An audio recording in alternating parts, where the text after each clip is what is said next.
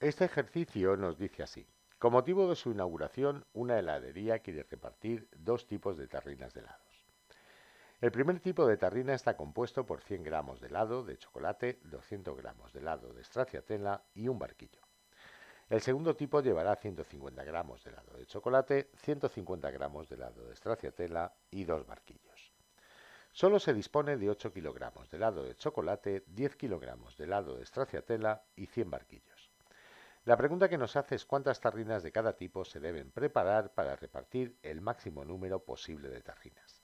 Bien, es un problema de programación lineal, como bien sabréis. Entonces, lo que vamos a hacer es construir una tabla, como esta que yo ya tengo aquí hecha, construir una tabla, como os decía, donde vamos a recoger la información que nos da el enunciado. En las filas de la tabla he puesto los tipos de tarrina, tipo A y tipo B, y el total de tarrinas. En las columnas, el número de tarrinas de cada tipo, la cantidad de chocolate que gasto, la cantidad de stracciatella y la cantidad de barquillos, ya que es acerca de lo que me habla el problema. He supuesto que tenemos X tarrinas de tipo A e Y tarrinas de tipo B, por lo que en total habría X más Y tarrinas. Nos dice que las tarrinas de tipo A utilizan 100 gramos de helado de chocolate, 200 de stracciatella y un barquillo. Por eso tendríamos aquí en chocolate 100x en gramos, en la stracciatella 200x en gramos y en los barquillos x barquillos. En cuanto a las tarrinas de segundo tipo, nos dice que utilizan 150 gramos de helado de chocolate, 150 gramos de helado de stracciatella y dos barquillos.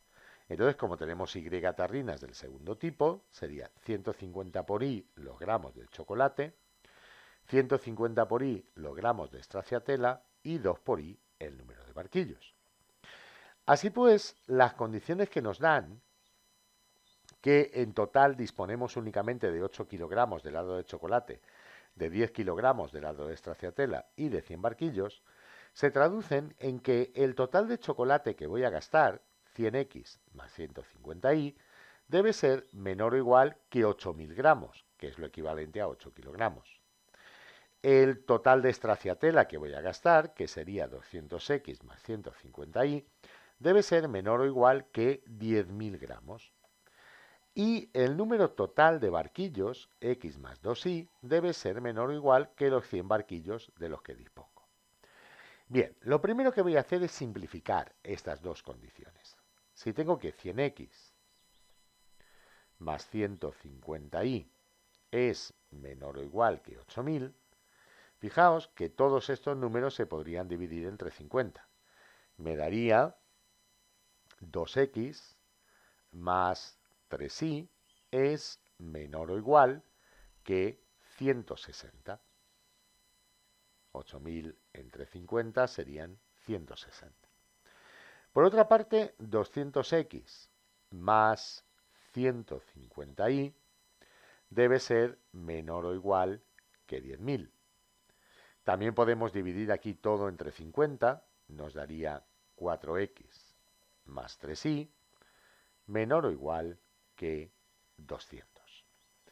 La función que queremos optimizar, en este caso maximizar, es el número total de tarrinas que hemos elaborado, que vamos a preparar. Y el número total de tarrinas es simplemente x más y. Entonces queremos maximizar la función f de xy igual a x más y, sujeta a una serie de condiciones. Las dos primeras condiciones, de las que el enunciado no habla pero que son obvias, es que el número de tarrinas de cada tipo ha de ser evidentemente mayor o igual que 0, ya que no podemos fabricar un número negativo de tarrinas.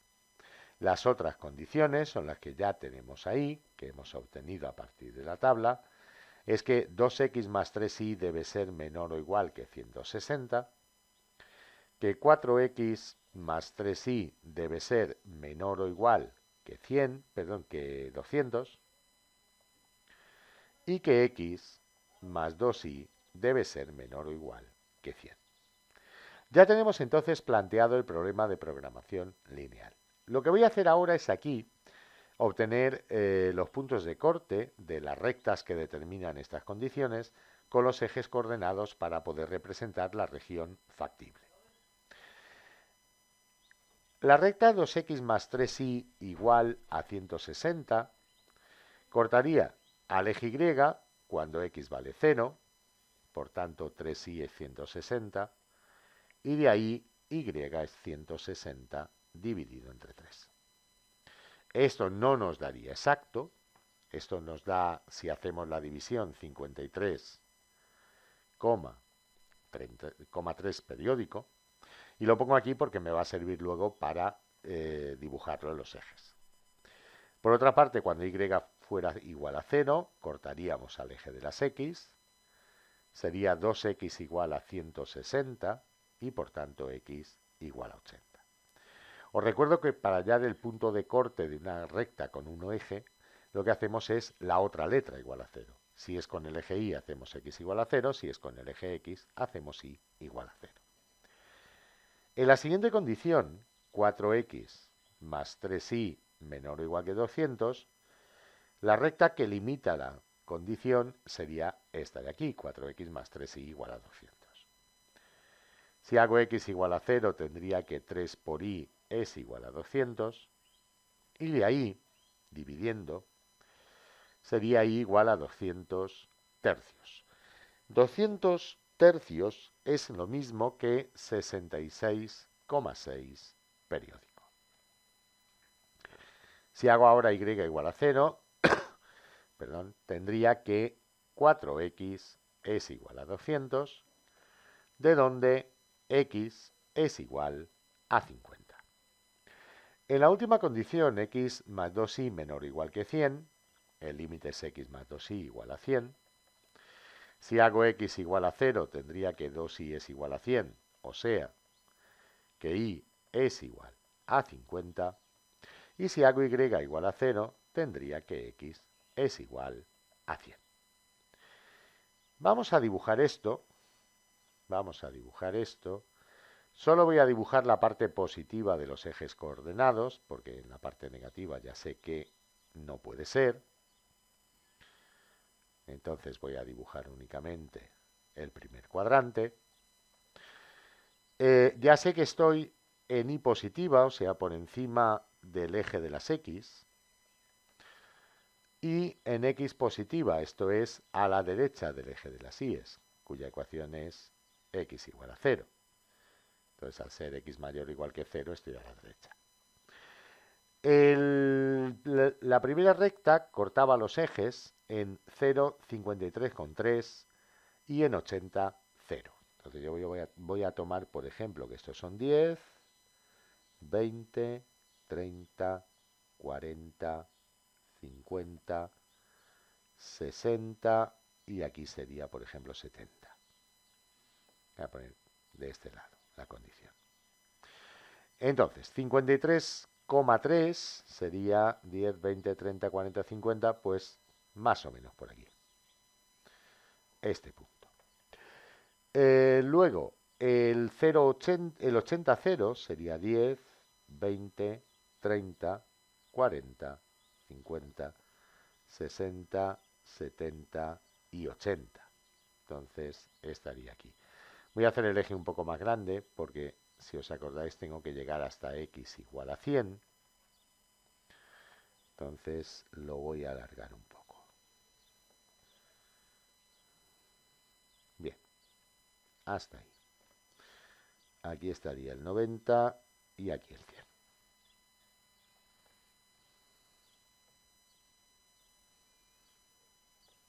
Bien, y la condición de que y es mayor o igual que 0. Entonces ahora, uniendo estos dos puntos, ya tengo representada la recta de la primera condición, que era 2x más 3y igual a 160. Pero claro, como yo quiero que sea menor o igual que 160, lo que voy a hacer es coger un punto, por ejemplo el 0, 0, un punto cualquiera del plano, y sustituir aquí. Tendría 2 por 0 más 3 por 0, lo que nos da 0. ¿Es menor o igual que 160? Sí, lo es. Entonces la zona que me interesa es la que se encuentra del lado del 0, 0. Hacia acá. Ahora con la segunda condición, teníamos que cuando x es 0, y es 66,6, o sea, aquí era 60, 70, pues 66,6 está un poco por encima del medio. Y el otro punto de corte, cuando y era 0, es x igual a 50. 20, 30, 40, 50. Vamos a dibujar la recta que pasa por estos dos puntos. Aquí la tenemos. Cogemos el 0, 0 y sustituimos en la condición. Sería 0 más 0 es 0, es menor o igual que 200. Por tanto, la zona que nos interesa del plano es la zona donde se encuentra el origen de coordenadas. Esto es hacia acá. Esta sería la recta 4x más 3y igual a 200. La otra recta, x más 2y igual a 100, cortaba en 0,50 y en 100, 0. El 0,50 estaría aquí, aquí. El 100, 0 sería 10, 20, 30, 40, 50, 60, 70, 80, 90, 100 estaría aquí. Uniendo estos dos puntos, pasaría por ahí. Aquí, aparentemente, las tres rectas se cortan en el mismo punto. Pero claro, el dibujo siempre tiene cierta inexactitud. Por eso es conveniente hallar ese punto. Por cierto, aquí en esta recta también la región que nos sirve sería hacia acá, ¿vale? Sería la región en la que se encuentra el origen, ya que al sustituir por 0 en las coordenadas, 0 más 0 es 0, menor o igual que 100, cumple la condición. Vamos a hallar los puntos de corte entre las diferentes rectas. Si hacemos el punto de corte entre 4x más 3y igual a 200 y x más 2y igual a 100, y x más 2y igual a 100, lo que podríamos hacer es la segunda ecuación multiplicarla por 4, tendríamos 4x más 8y igual a 400, y ahora a 4 veces la segunda ecuación restarle la primera ecuación, y así resolveríamos el problema por reducción. Esto nos daría que 5y serían 8y menos 3y, 5y, 4x menos 4x, desaparece la x, es igual a 200. Y por tanto que y es igual a 40. Sustituyendo ahora, por ejemplo, en la segunda ecuación original, tendríamos que x más 2 por 40 es igual a 100, de donde x es igual a 20. El punto donde se cortarían estas dos rectas sería, por tanto, el 20, 40. Si ahora hallamos el punto de corte entre las rectas 2x más 3y igual a 160, 2x más 3y igual a 160 y x más 2y igual a 100, multiplicando esta segunda ecuación, por ejemplo, por 2, tendríamos 2x más 4y igual a 200, y aplicando nuevamente reducción, o sea, 2 por la segunda ecuación menos la primera ecuación, nos daría que y es igual a 40. Y por tanto, que x más 2 por 40 es igual a 100, esto es que x es igual a 20. Así que ahora sí podemos afirmar que las tres rectas se cortan en un mismo punto. Este de aquí, le voy a llamar, por ejemplo, a este punto le voy a llamar a este B, este de aquí sería C y aquí tendríamos el origen de coordenadas. Entonces el punto A tiene por coordenadas 20, 40. Perdón, el punto B, quería decir. El punto A era el punto de intersección de la recta x más 2y igual a 100 con el eje de las y's. O sea, el punto A era el 0, 50. El punto C, si recordáis, era el punto de intersección de la recta 4x más 3y igual a 200 con el eje de las x, este de aquí, y era el 50, 0. y el origen de coordenadas, claro está, es el 0, 0. La región factible del problema, o sea, la región que determina qué combinaciones de tarrinas podemos elaborar, podemos preparar, es la región que cumple todas las condiciones, o sea, esta que hemos rayado. Y como sabemos, al ser una región cerrada y acotada, tanto el máximo como el mínimo de la función f de xy igual a x más y se van a alcanzar en los vértices de esta región. Entonces, vamos a hallar para cada uno de los puntos cuánto vale la función. En el punto A tendríamos f de 0,50 igual a 0 más 50. Esto es 50. En el punto B tendríamos f de 20,40 igual a 20 más 40. Esto es, en total elaboraríamos 60 tarrinas.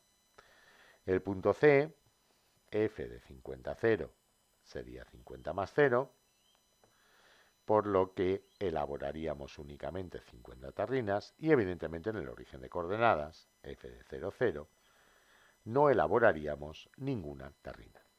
Así que el número máximo de tarrinas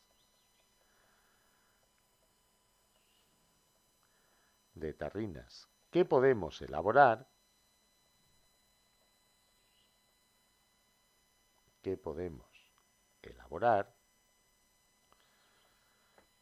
es de 60 tarrinas. 20 de tipo A y 40 de tipo B. Y ya tendríamos este problema resuelto. Hemos determinado el número máximo de tarrinas que podemos elaborar y cuántas de cada tipo. En este ejercicio nos dicen calcule la derivada de cada una de las siguientes funciones. La primera es f de x es igual a 3 logaritmo neperiano de x dividido entre x al cubo. Tenemos un cociente. Recordaréis que la derivada de un cociente de funciones, u entre v, es la derivada del numerador por el denominador sin derivar menos el numerador sin derivar por la derivada del denominador dividido entre el denominador elevado al cuadrado. Entonces, en este caso tendríamos que la derivada de f de x es igual a la derivada de 3 logaritmo de x, que es 3 por 1 dividido entre x, por x al cubo sin derivar, menos 3 logaritmo neperiano de x sin derivar, por la derivada de x al cubo, que es 3x al cuadrado. Todo ello dividido entre x al cubo elevado al cuadrado. Operando aquí en el primer término, tendríamos 3x al cubo dividido entre x, esto es 3x cuadrado. Y en el segundo término tendríamos 3 por 3, 9x cuadrado, logaritmo neperiano de x. En el denominador nos quedaría x a la sexta, ya que al tener aquí una doble potencia se multiplican los exponentes. Simplificando ahora x cuadrado del numerador con 2 de las 6x que hay en el denominador, nos quedaría 3 menos 9 logaritmo neperiano de x dividido todo ello entre x a la cuarta. En cuanto a la función g, tenemos un producto de funciones. Tenemos 1 menos x cuadrado que multiplica a x al cubo menos 1 al cuadrado. Recordaréis que la derivada del producto de dos funciones es la derivada de la primera función por la segunda sin derivar más la primera función sin derivar por la derivada de la segunda. Entonces, en este caso, g' de x será la derivada de 1 menos x cuadrado por x al cubo menos 1 al cuadrado sin derivar, más 1 menos x cuadrado sin derivar, por la derivada de x al cubo menos 1 al cuadrado. La derivada de 1 menos x cuadrado es menos 2x por x al cubo menos 1 elevado al cuadrado, más 1 menos x al cuadrado por la derivada de x al cubo menos 1 al cuadrado. Esto es la derivada de una función elevada a un exponente. Os recuerdo que la derivada de una función elevada a un exponente es igual al exponente por la derivada de la función por la función elevada al exponente menos 1. Tendríamos así el exponente, que es 2, por la derivada de x al cubo menos 1, que es 3x cuadrado, por x al cubo menos 1 elevado a 2 menos 1, que es 1, y por tanto no hace falta escribir el exponente. Nos quedaría, por tanto, menos 2x por x al cubo menos 1 elevado al cuadrado, más 6x cuadrado por 1 menos x cuadrado por x al cubo menos 1. Aquí, si queréis, podéis extraer factor común x al cubo menos 1, ya que multiplica tanto al primer término elevado al cuadrado como al segundo término elevado a 1, y por ello lo podemos sacar factor común elevado al menor exponente con el que aparece, que es 1. Sería factor común de menos 2x, lo que tenemos aquí multiplicando a x al cubo menos 1 al cuadrado, por x al cubo menos 1, más 6x cuadrado por 1 menos x cuadrado. Operando lo que hay dentro del corchete, nos quedaría x al cubo menos 1 por menos 2x a la cuarta más 2x más 6x cuadrada menos 6x a la cuarta. Podemos operar nuevamente. Tendríamos x al cubo menos 1 que multiplica a menos 8x cuarta más 6x cuadrada más 2x. Aquí podemos sacar factor común 2x. Sería 2x por x al cubo menos 1 y por menos 4x al cubo más 6 más 3x, más 3x más 1. Esto todavía podríamos intentar descomponerlo en factores por Ruffini, pero no es necesario para lo que nos pide. La tercera función, h de x, es igual a 3x cuadrado menos 7x más 1 dividido entre e elevado a 2x. Este término 1 entre e a la 2x se puede escribir la e elevado a 2x arriba cambiándole el signo al exponente. Sería 3x cuadrado menos 7x más e elevado a menos 2x. Derivando ahora, tendríamos que h' de x es igual a 6x menos 7 menos 2, la derivada del exponente, por e elevado a menos 2x, ya que recordaréis que la derivada de e elevado a una función es igual a la derivada de la función por e elevado a la función. A continuación, nos pide hallar las asíntotas de la función p de x igual a 7x dividido de 3x menos 12. Vamos a verlo. Tenemos la función. Voy a ordenar bien la hoja. Tenemos la función p de x igual a 7x dividido de 3x menos 12. Vamos a comprobar que sí, en efecto es esa.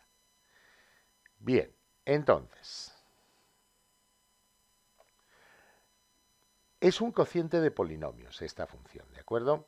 Y como recordaréis, en un cociente de polinomios puede existir asíntota vertical cuando se anula el denominador, esto es en puntos que no pertenecen al dominio. Si igualamos el denominador a 0, tendríamos que 3x es igual a 12, por tanto que x es igual a 4. Vamos a hacer, por tanto, el límite cuando x tiende a 4 por la izquierda de la función f de x. Eso sería el límite cuando x tiende a 4 por la izquierda de 7x dividido de 3 por x menos 4. Podemos ahí sacar el 3 factor común. Nos daría 7 por 4 por la izquierda dividido de 3 por 4 por la izquierda menos 4. 7 por 4 por la izquierda es 28 por la izquierda, un número algo menor que 28, muy próximo a 28, pero menor que 28. 4 por la izquierda menos 4 es un número muy próximo a 0, pero menor que 0, ya que 4 por la izquierda es más pequeño que 4, y al hacer la resta nos quedaría negativo. Así que tendríamos aquí 3 por 0 menos. Esto nos daría 28 por la izquierda, entre 0 menos. 28 por la izquierda es un número positivo, 0 menos es un número negativo, y positivo entre negativo es negativo, y 28 entre 0 sería infinito. Por tanto, el límite cuando x tiende a 4 por la izquierda de la función es menos infinito. En cuanto al límite cuando x tiende a 4 por la derecha de la función, o sea, desde valores mayores que 4, sería el límite cuando x tiende a 4 por la derecha de 7x dividido entre 3 por x menos 4. Eso nos daría 7 por 4 por la derecha dividido entre 3 por 4 por la derecha menos 4. 7 por 4 por la derecha es 28 por la derecha.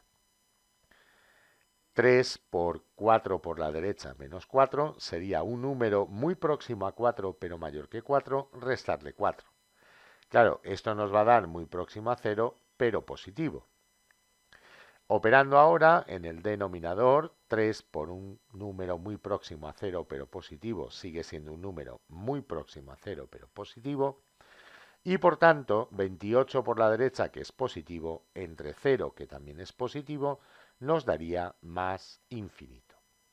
Así pues, como los límites nos dan infinitos, al menos uno de ellos, con que uno de ellos fuera infinito sería suficiente, existe asíntota vertical de ecuación x igual a 4. Sabéis además que en los cocientes de polinomios existirá una asíntota horizontal si el grado del polinomio del numerador es menor o igual que el grado del polinomio del denominador. En este caso, el polinomio del numerador es de grado 1 y el polinomio del denominador también es de grado 1. Por tanto, los grados son iguales. Vamos a demostrar entonces que en efecto existe asíntota horizontal. Para ello, vamos a hacer el límite cuando x tiende a más infinito y cuando x tiende a menos infinito de la función. El límite cuando x tiende a más infinito de la función de 7x dividido entre 3x menos 12 coincide con el límite cuando x tiende a más infinito del término que hay en el numerador, que es el único que hay, entre el término de mayor grado del denominador. Aquí en el numerador tenemos 7x, abajo tenemos en el denominador 3x, por tanto podemos simplificar las x, y este límite nos daría 7 tercios. En el menos infinito va a pasar lo mismo, porque como podéis comprobar las x se cancelan y se van a cancelar de igual manera cuando estemos en menos infinito. Así que tanto en el más como en el menos infinito el proceso es el mismo y el límite nos da 7 tercios. Por tanto, Por tanto, y igual a 7 tercios es asíntota horizontal. Es asíntota horizontal. Bien, hay profesores que os dicen, sobre todo en ciencias sociales no tanto, pero no está mal si lo hacéis, hay profesores que os dicen que debéis estudiar la posición relativa a las asíntotas. En el caso de la asíntota vertical, esa posición es clara y ya está estudiada, porque hemos determinado los límites laterales y ya sabemos que en x igual a 4,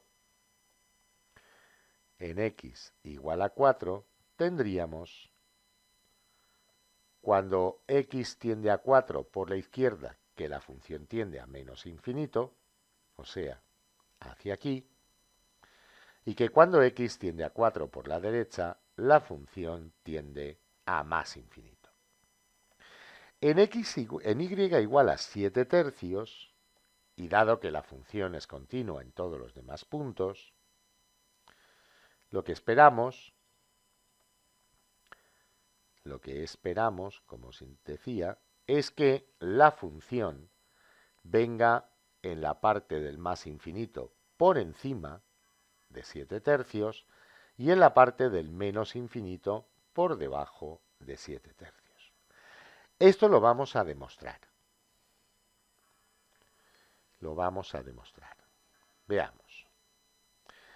Si yo tengo 7x partido de 3x menos 3, yo lo que sé es que seguro que este cociente esté en el más o esté en el menos infinito, este cociente seguro que es mayor que 7x, perdón, en el más infinito, cuando x tiende a más infinito, este cociente seguro que es mayor que 7x entre 3x, porque menos 3 está restando a 3x, este denominador que hay aquí es más pequeño que este. Por tanto, al disminuir el denominador y mantener constante el numerador, este cociente de la izquierda es mayor que el cociente de la derecha. Y esto es 7 tercios. O sea, cuando x tiende a más infinito, la función es mayor que 7 tercios. Si x tiende a menos infinito, lo que tenemos es que 7x partido de 3x menos 3 se puede considerar igual a 7x partido de menos 3x más 3. Claro, ¿qué ocurre con este denominador? El de arriba es negativo, lo puedo poner incluso si queréis como menos 7 por el valor absoluto de x. Abajo tendría menos, no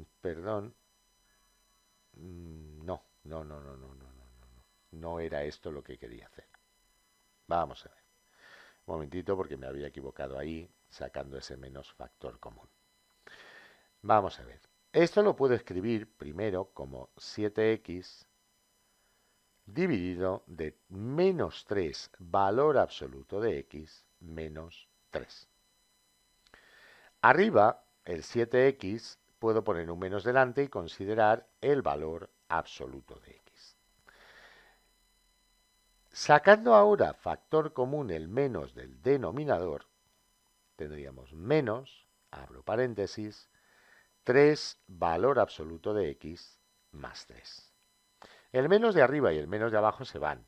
Y ahora lo que tenemos tanto arriba como abajo son cantidades estrictamente positivas, ya que está en valor absoluto. ¿Qué ocurre aquí? Que 3 valor absoluto de x más 3, esto es mayor que 3 valor absoluto de x. Esta cantidad de aquí es mayor que 3 valor absoluto de x. Por tanto, este cociente es menor que el que tendríamos si consideráramos en el denominador 3 valor absoluto de x. Ahora el valor absoluto de x se cancela con el valor absoluto de x y lo que concluimos es que en el menos infinito la función f de x es menor que 7 tercios. Ya os comento que esto es una ampliación, por decirlo así, es una ampliación de lo que nos pide el problema, puesto que el problema os pide únicamente la asíntota horizontal y no es imprescindible, e incluso según los criterios que tenéis no es siquiera necesario hacer este estudio. Esta representación sí, y evidentemente se considera que aquí tiende a la asíntota, que es y igual a 7 tercios, desde valores menores que 7 tercios. En la vertical, que era x igual a 4, pues como os dije ya, no hay duda ninguna de hacia dónde tiende, y eso nos permite saber de dónde viene hacia la asíntota horizontal, ¿de acuerdo? Entonces tampoco os obcequéis ni os preocupéis mucho por esta parte, que seguramente en los próximos vídeos veréis que voy a omitir. Y con esto ya tenemos terminado este problema. En este ejercicio nos dicen, de los 700 alumnos matriculados en una asignatura, 210 son hombres y 490 mujeres. Se sabe que el 60% de los hombres y el 70% de las mujeres aprueban dicha asignatura. Se elige una persona al azar. Apartado A, ¿cuál es la probabilidad de que apruebe la asignatura? Y apartado B, sabiendo que ha aprobado la asignatura, ¿cuál es la probabilidad de que sea mujer? Bien, lo primero que yo voy a hallar es la probabilidad de que un alumno sea hombre y de que sea mujer. La probabilidad de que sea hombre sería el número de casos favorables 210, ya que hay 210 hombres. El número de casos posibles 700, ya que en total hay 700 alumnos. Podemos simplificar, dividiendo entre 10 arriba y abajo, se va un 0 con otro 0. Y ahora podríamos dividir entre 7 arriba y abajo. Nos daría 3 décimos. Esto es 0,3. Evidentemente la probabilidad de ser mujer es lo que falta a 0,3 para llegar a 1, que es 0,7. Pero también lo podemos hacer dividiendo el número de casos favorables a mujer, 490, entre el número total de casos. Simplificaríamos un 0 de arriba con 1 de abajo y dividiendo entre 7 arriba y abajo nos daría 7 décimos, que como ya habíamos adelantado es 0,7. Además nos dice el enunciado que el 60% de los hombres y el 70% de las mujeres aprueban dicha asignatura. Eso significa que la probabilidad de aprobar sabiendo que es hombre es del 60% y que la probabilidad de aprobar sabiendo que es mujer es del 70%, 0,7. Esto nos indica que la probabilidad de suspender, esto es de no aprobar sabiendo que es hombre, es 1 menos 0,6, la de aprobar. Esto nos daría 0,4. Y la probabilidad de no aprobar sabiendo que es mujer sería 1 menos 0,7, esto es 0,3. Ya podemos hacer un árbol donde recoger toda esta información. Tenemos, por un lado, hombres, por otro lado, mujeres. Tenemos la probabilidad de aprobar sabiendo que es hombre, de no aprobar sabiendo que es hombre, la de aprobar sabiendo que es mujer y la de no aprobar sabiendo que es mujer. No aprobar sabiendo que es mujer. Yo voy a escribir las probabilidades respectivas aquí en las ramas del árbol.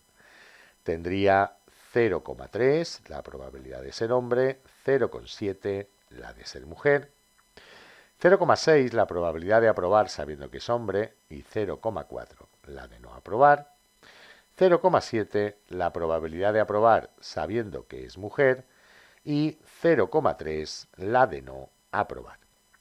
El enunciado me pregunta en el apartado A cuál es la probabilidad de que un alumno elegido al azar apruebe la asignatura. Una persona elegida al azar. Bien, para hallar la probabilidad de que apruebe sin condiciones, debemos recorrer todas las ramas del árbol, que terminan en que el alumno aprueba. Esto es, debemos aplicar el teorema de la probabilidad total. Sería la probabilidad de ser hombre por la probabilidad de aprobar, sabiendo que es hombre, más la probabilidad de ser mujer por la probabilidad de aprobar, sabiendo que es mujer. Esto nos daría como resultado 0,3 por 0,6 más 0,7 por 0,7. Esto es 0,18 el primer producto más 0,49 el segundo producto. Esto es 0,67. En el apartado B nos pregunta cuál es la probabilidad de que sea una mujer sabiendo que ha aprobado la asignatura. O sea, probabilidad de que una persona sea mujer sabiendo que ha aprobado.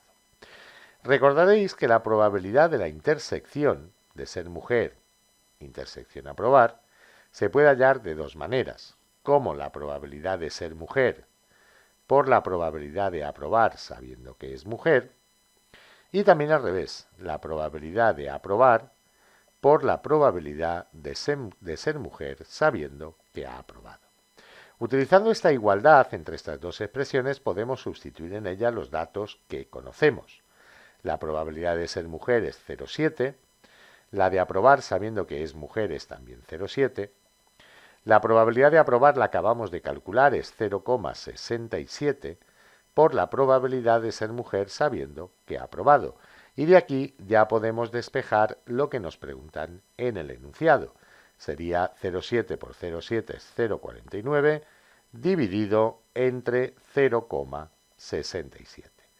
Esto nos daría como resultado la siguiente cantidad. Sería 0,49 dividido entre 0,67, 0,7313, redondeando a 4 decimales. Y ya tenemos resuelto este ejercicio. En este ejercicio nos dicen, la calificación de matemáticas de los alumnos de un centro docente es una variable aleatoria que sigue una distribución normal de desviación típica 1,2. Una muestra de 10 alumnos ha dado las siguientes calificaciones: 3, 8, 6, 3, 9, 1, 7, 7, 5 y 6. Se tiene la creencia de que la calificación media de los alumnos del centro en matemáticas es a lo sumo de 5 puntos.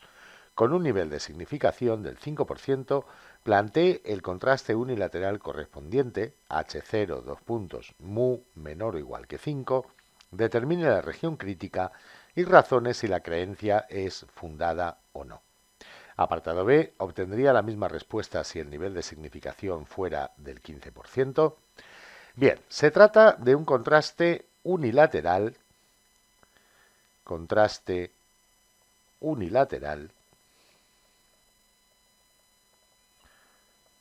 donde la hipótesis nula es H0, que dice que la media poblacional es menor o igual que 5, y la hipótesis alternativa es H1, que dice que la media poblacional es lo contrario, esto es mayor que 5. Nosotros para responder a la pregunta tenemos que hallar el valor crítico de este contraste. El valor crítico viene determinado por el nivel de confianza, 1 menos alfa. 1 menos alfa sería 1 menos 0,05, ya que alfa es el nivel de significación. Y esto nos daría 0,95. Si vais a mirar en la tabla de la distribución normal, podréis comprobar que está justo entre 1,64 y 1,65.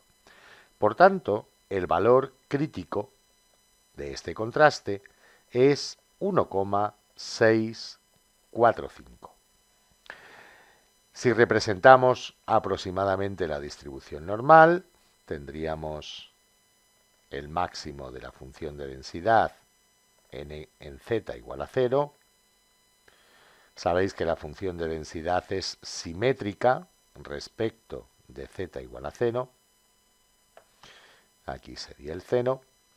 Y el valor 1,645 estaría situado evidentemente a la derecha del 0.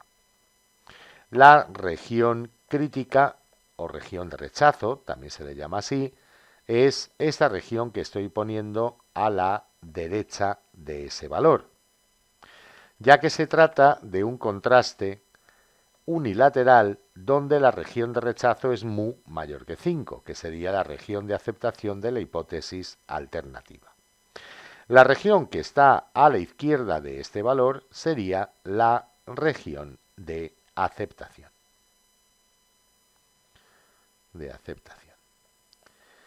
Para poder decir si aceptamos o no, o si rechazamos o no, la afirmación de que la media poblacional es a lo sumo 5 puntos, lo que debemos hacer es hallar el estadístico de contraste. El valor observado para el estadístico de contraste. El estadístico de contraste es z igual a la media muestral menos mu sub 0, que es este 5 que queremos contrastar, dividido entre la desviación típica partida por la raíz del número de elementos que hay en la muestra. Entonces, ya sabemos que mu sub 0 es igual a 5. Sigma nos dice el enunciado de que vale 1,2, ¿vale? Nos dice aquí la desviación típica de la población que sigue esta distribución normal es 1,2. N sabemos que es el tamaño de la muestra y vale 10. En cuanto a la media muestral, es la suma de x sub i por f sub i, esto es, cada uno de los valores observados por el número de veces que aparece, la frecuencia absoluta de dicho valor, dividido entre el número total de datos. El 3 aparece 2 veces, o sea que tendríamos 3 por 2. El 8 aparece una vez. El 6 aparece 2 veces. El 9 aparece una vez. El 1 aparece una vez. El 7 aparece 2 veces. Y el 5 aparece una vez. Esto dividido entre 10. Nos daría 6 más 8, que son 14, 14 más 12, que son 26, más 9, 35, más 1, 36, 36 más 14 serían 50, más 5, 55. Dividido entre 10 nos da una media muestral de 5,5. Así pues, el valor observado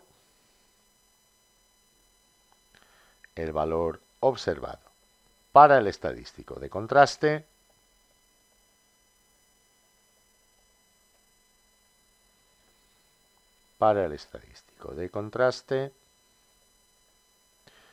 sería z sub 0 igual a 5,5 menos 5 dividido de 1,2 entre la raíz de 10. Si hacéis esta operación con la calculadora, os daría 0,5 dividido entre, pongo entre paréntesis, 1,2 entre la raíz de 10 en el denominador, y eso nos da 1,3176, redondeando a 4 decimales. Con que hubiéramos redondeado a 1 o a 2 decimales habría sido incluso suficiente, porque se ve claramente que este valor observado del estadístico de contraste es menor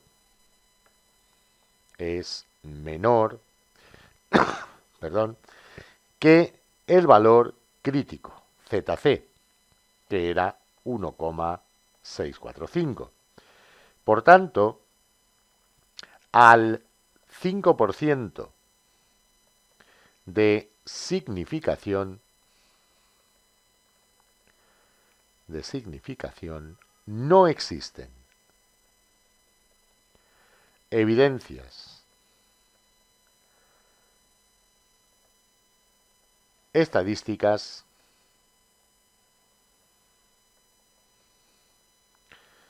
para rechazar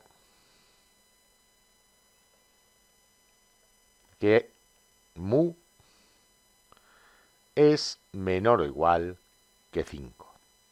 Así pues, diríamos que la creencia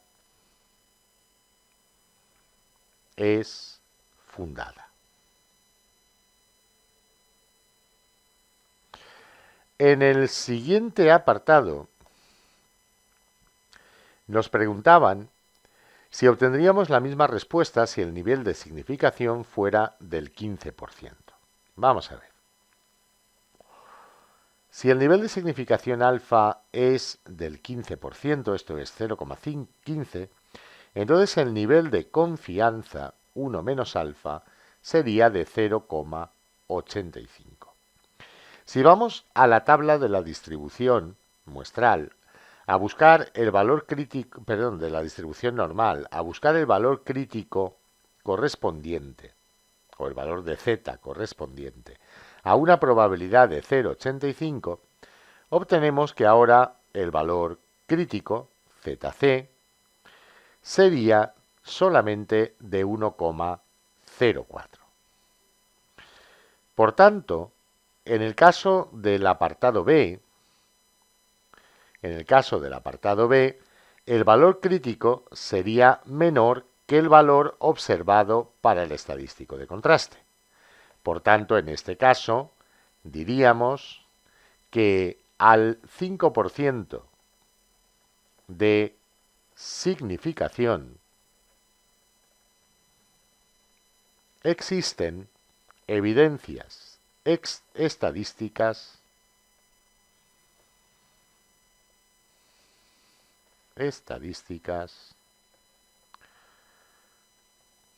para rechazar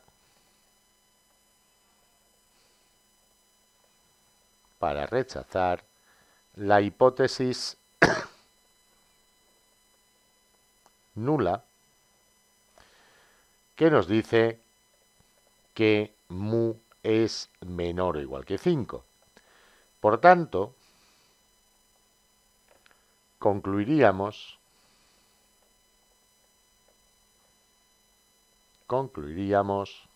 para utilizar el lenguaje del problema, que la creencia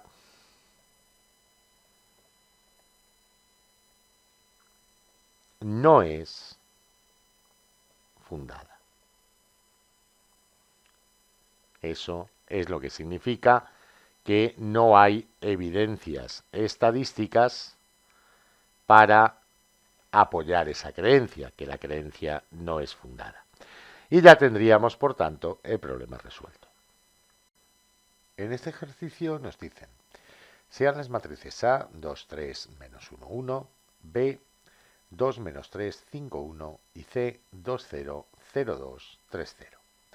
En el apartado A nos pide calcular las matrices X e Y si X más Y es igual a 2A y X más B es igual a 2Y. Bien, tenemos un sistema de ecuaciones matriciales. En la primera ecuación nos dicen que X más Y es igual a 2 por A. Y en la segunda ecuación que X más B es igual a 2Y. Si os dais cuenta, podemos despejar, aquí en la segunda ecuación, podemos despejar X en función de Y.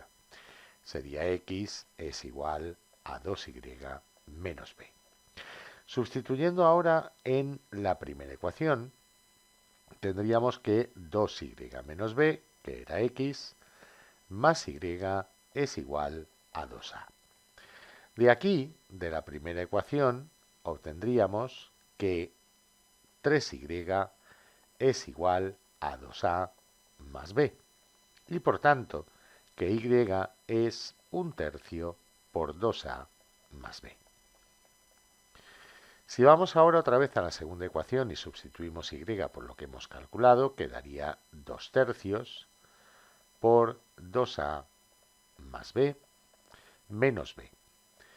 Esto sería igual a 4 tercios de a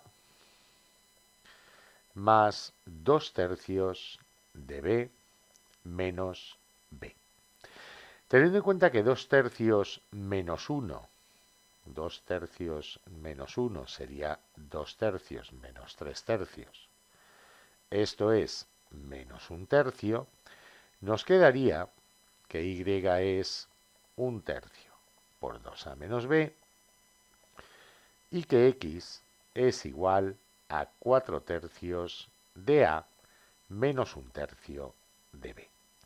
O lo que es lo mismo, que x es 1 tercio por 4a menos b. Vamos a hacer ahora esas operaciones. En primer lugar, 2a menos b sería 2 por la matriz 2, 3 menos 1, 1, o sea, 4, 6 menos 2, 2, menos, perdón, aquí no se me había olvidado escribir la matriz b, voy a escribirlo, menos la matriz b, 2 menos 3, 5, 1. Esto nos daría, como decía antes, 4, 6 menos 2, 2, menos la matriz b, 2, 3, 5, 1. Eso sería, haciendo la resta término a término, 4 menos 2, que son 2, 6 menos 3, que es 3, menos 2 menos 5, que es menos 7, y 2 menos 1, que es 1. Así pues, la matriz X es 1 tercio de esta matriz. Pero la matriz Y, quería decir, es 1 tercio de 2, 3, menos 7, 1. Esto es 2 tercios, 1, menos 7 tercios y 1 tercio. En cuanto a la matriz X, vamos a hacer la operación 4a menos b. Eso nos daría 4 por 2, 3 menos 1, 1, menos 2 menos 3, 5, 1. Por cierto, me acabo de dar cuenta, aquí era menos 3, 6 menos menos 3 son 9, 9. Aquí 1 tercio por 9 nos daría 3 en el elemento 1, 2 de la matriz.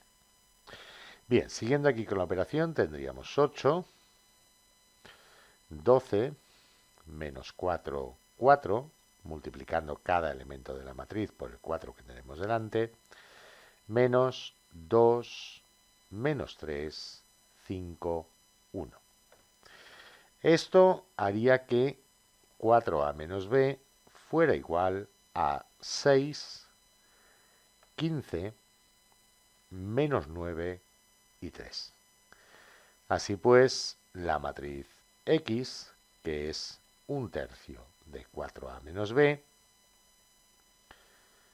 menos 9, 3, nos quedaría igual a 2, 5, menos 3 y 1. Ya tendríamos, por tanto, resuelto el apartado A. En el apartado B nos pide analizar cuáles de las siguientes operaciones con matrices se pueden realizar, indicando en los casos afirmativos las dimensiones de la matriz D. En el apartado, o en el primer caso del apartado B, nos preguntan si podemos realizar la suma A más D igual a C.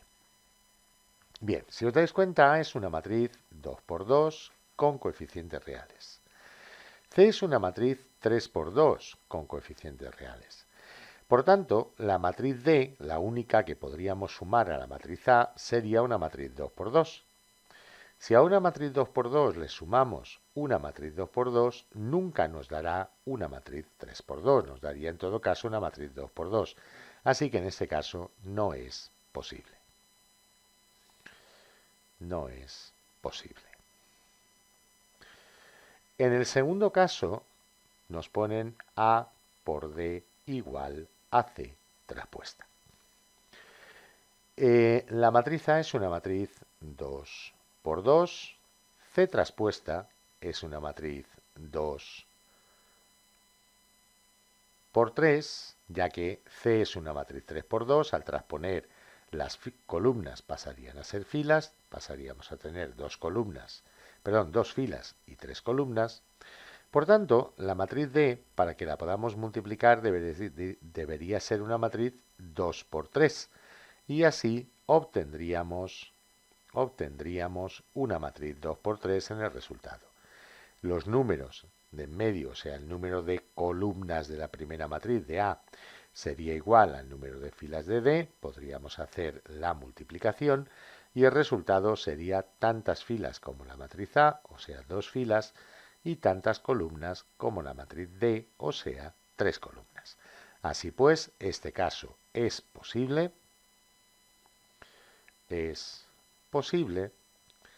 y D pertenecería a las matrices 2 por 3 con coeficientes reales.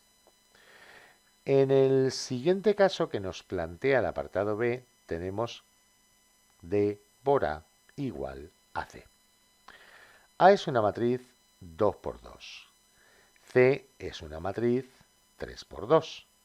Así pues, para que D multiplicado por A nos dé C, D tiene que ser también una matriz 3 por 2. Podríamos multiplicar, porque el número de columnas de D es igual al número de filas de A, y el resultado tendría tantas filas como D y tantas columnas como A. Por tanto, es posible, y D pertenecería a las matrices 3 por 2 con coeficientes reales. El último caso que nos plantea el enunciado es si es posible que D por A, lo voy a escribir aquí, si no, no me cabe, si es posible que D por A sea igual a C traspuesta. Si os dais cuenta, C traspuesta sería una matriz 2 por 3. A es una matriz 2 por 2. Sea cual sea el número de filas de la matriz A, M, el número de columnas tendría que ser 2 para que pudiéramos hacer la operación. Y entonces lo que ocurriría es que tendríamos una matriz M por 2 como resultado. Nunca nos daría una matriz 2 por 3, aunque M fuera 2, tendríamos una matriz 2 por 2. Así que en este caso no es posible encontrar una matriz D que dé como resultado, al multiplicar a la matriz C traspuesta. Y ya tenemos resuelto el problema. En este ejercicio nos dicen, se considera la función f de x igual a x al cuadrado más 2 si 0 menor o igual que x menor o igual que 2 y 8x más a partido por x menos 1 si x es mayor que 2. En el apartado A nos pide determinar el valor de a minúscula para que la función sea continua. Si os dais cuenta, la primera función es continua en todo el intervalo que va de 0 a 2, ya que se trata de un polinomio y un polinomio siempre es continuo. La segunda rama de la función sería continua para todo x mayor que 2, ya que esta rama sería discontinua en efecto en x igual a 1, pero x igual a 1 no está en este intervalo. Así pues, el punto donde la función podría ser discontinua es el punto de ramificación, el punto donde la función cambia de fórmula, que es en x igual a 2. Para comprobar si es continua o no, o para determinar a para que sea continua en x igual a 2, vamos a hallar el límite cuando x tiende a 2 por la izquierda de la función, que sería el límite cuando x tiende a 2 de x al cuadrado más 2. Esto nos daría 2 al cuadrado más 2, esto es 6. Vamos a calcular también el límite cuando x tiende a 2 por la derecha de la función, que sería el límite cuando x tiende a 2 de 8x más a dividido entre x menos 1. Esto nos daría 8 por 2 más a dividido entre 2 menos 1, esto es 16 más a. Además, f de 2 lo calcularíamos con la fórmula que lleva el igual, que es la de arriba, nos daría 2 al cuadrado más 2, o sea, 6. Por tanto, para que la función sea continua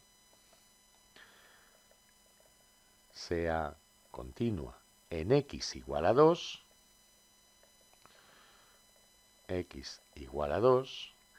debe ser 16 más a igual a 6. De ahí concluimos que a debería ser igual a menos 10. En el apartado B nos pide determinar para a igual a menos 10 si la función es creciente en x igual a 3. Bien, para x igual a menos 10, la función f de x tiene el siguiente aspecto.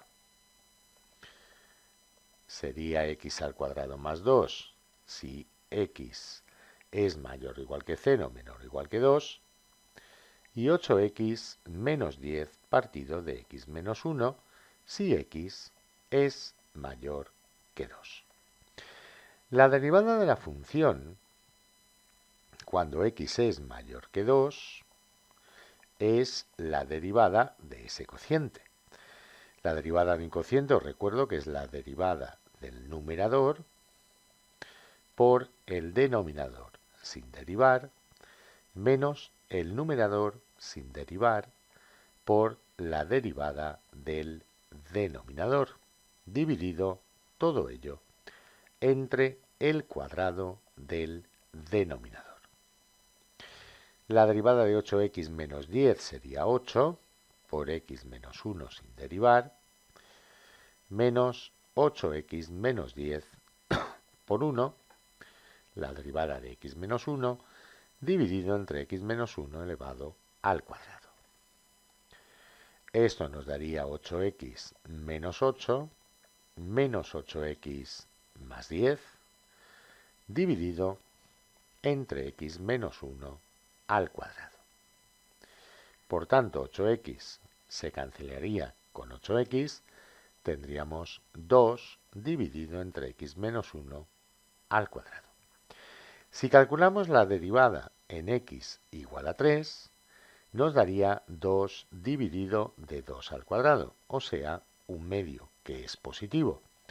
Eso nos indica que f de x es creciente en x igual a 3.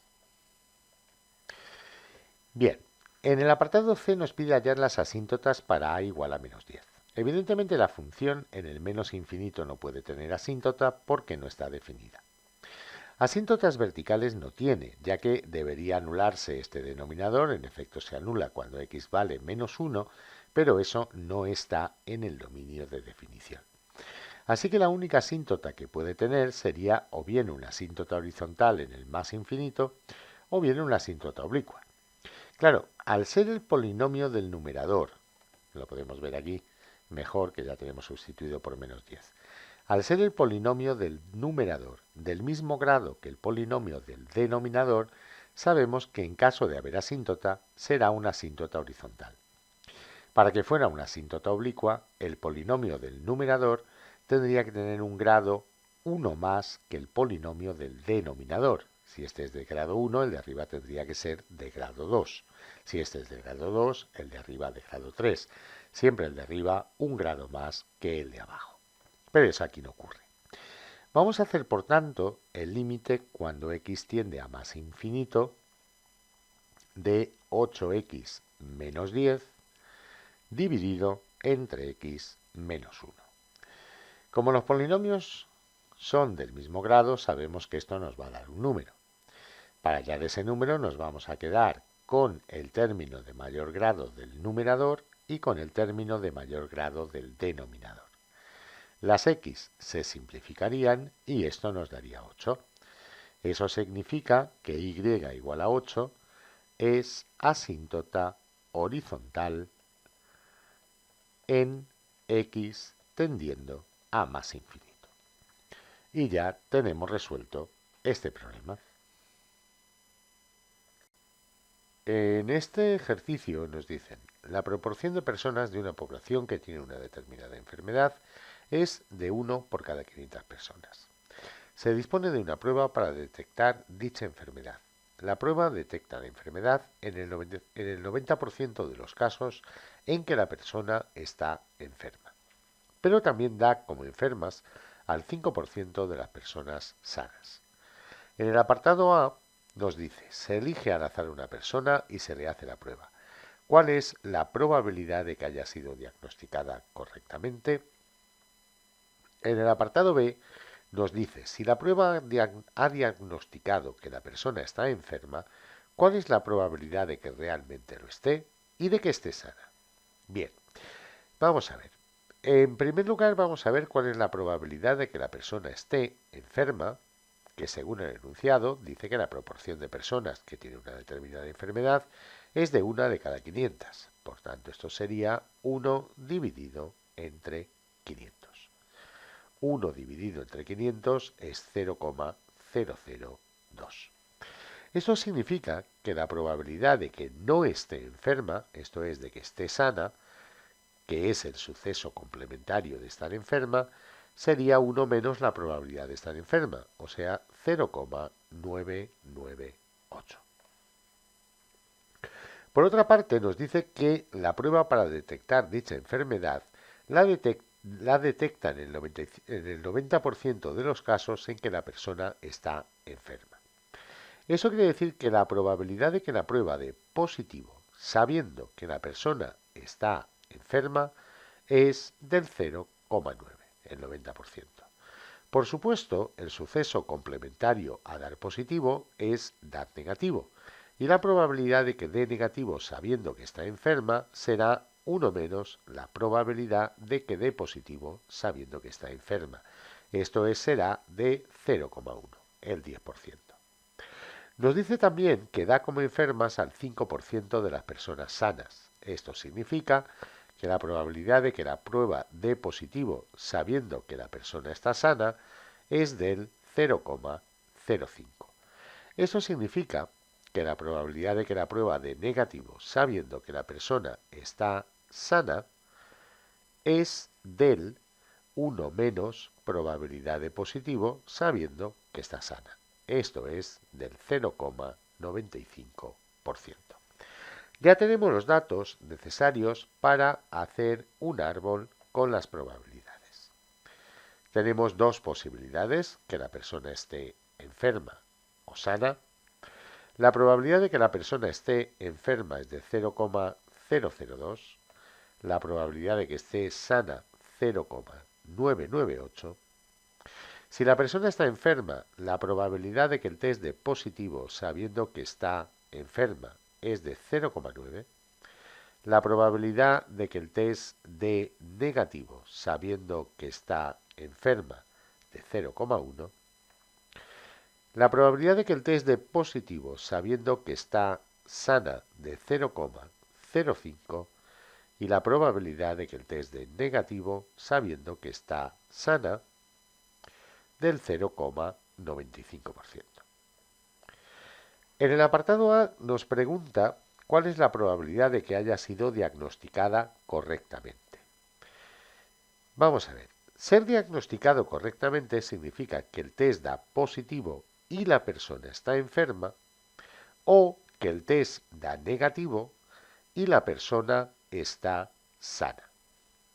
Claro, como sabéis, la probabilidad de la unión sería la probabilidad del primer suceso más la probabilidad del segundo suceso menos la probabilidad de la intersección de los dos sucesos.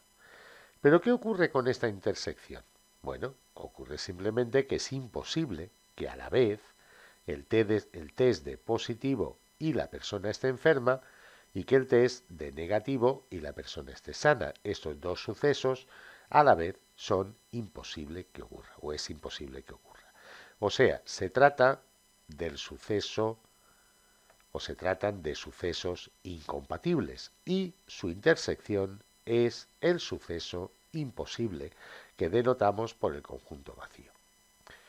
Eso significa que esta probabilidad que tenemos aquí es cero. Nos quedaría únicamente las dos primeras. La probabilidad de que el test dé positivo y la persona esté enferma sería la probabilidad de que la persona esté enferma por la probabilidad de test positivo sabiendo que está enferma. La probabilidad de que el test dé negativo y la persona esté sana es la probabilidad de que la persona esté sana por la probabilidad de que el test dé negativo sabiendo que está sana. Así pues, tendríamos probabilidad enferma 0,002 por probabilidad de test positivo sabiendo que está enferma 0,9 más probabilidad de sana 0,998 por probabilidad de test negativo sabiendo que está sana 0,95. Si cogemos la calculadora y hacemos las cuentas, nos daría 0,002 por 0,9 más 0,998 por 0,95, 0,9499. En el apartado B nos dice, si la prueba ha diagnosticado que la persona está enferma, ¿cuál es la probabilidad de que realmente lo esté? Eso es la probabilidad de que la persona esté enferma sabiendo que el test ha dado positivo. Eso es lo que nos piden calcular. ¿Cómo lo vamos a hacer? Pues con un teorema que se llama teorema de Bayes, que sale simplemente de la probabilidad de la intersección de los dos sucesos. Nosotros sabemos que la probabilidad de que la persona esté enferma y el test dé positivo es lo mismo que la probabilidad de que esté enferma por la probabilidad de que dé positivo sabiendo que está enferma, o también al revés, es la probabilidad de que dé positivo por la probabilidad de que esté enferma sabiendo que el test dio positivo. Esta probabilidad la conocemos de los datos del enunciado, es 0,02, la tenemos aquí. Esta también la conocemos, la probabilidad de que dé positivo sabiendo que está enferma es 0,9. La probabilidad de que dé positivo no la sabemos porque es sin condición ninguna, pero la podemos hallar por el teorema de la probabilidad total. La probabilidad de que el test dé positivo sería la probabilidad de que esté enfermo por la probabilidad de que dé positivo sabiendo que está enfermo, más la probabilidad de que esté sano por la probabilidad de que dé positivo sabiendo que está sano. O sea, es multiplicar todas las ramas del árbol que acaban en que el test da positivo y cuando cambiemos de rama simplemente sumar. Esto nos daría 0,002 por 0,9 más 0,998 por 0,05. Esto es, haciendo el cálculo, tendríamos 0,002 por 0,9 más 0,998 por 0,05 nos daría probabilidad de que el test dé positivo 0,0517. Sustituyendo aquí, tendríamos entonces probabilidad de enfermo 0,998 por probabilidad de que el test dé positivo sabiendo que está enfermo 0,9. Es igual a la probabilidad de que el test dé positivo, que acabamos de calcular, por la probabilidad de que la persona esté enferma sabiendo que el test dio positivo. De aquí ya directamente despejamos la probabilidad de que esté enferma sabiendo que el test dio positivo, pasando este número al otro lado de la igualdad dividiendo y haciendo las cuentas.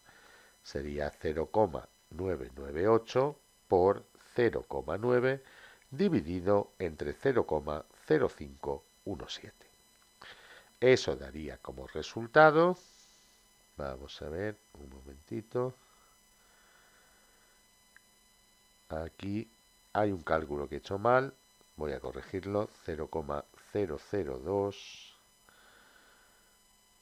por 0,9 más 0,998 por 0,05 daba 0,0517. Luego, la probabilidad,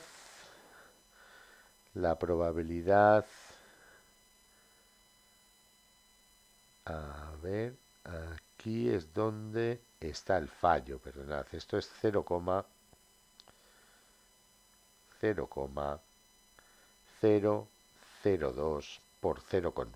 ¿Vale? Me había equivocado aquí al sustituir la probabilidad de que esté enfermo y había puesto la probabilidad de que estuviera sano. Entonces, repito el cálculo, sería 0,002 por 0,9 dividido entre 0,0517. Eso nos daría que la probabilidad de que esté enfermo, sabiendo que el test dio positivo, es 0,0348, redondeando a 4 decimales. Y ya tenemos resuelto el problema.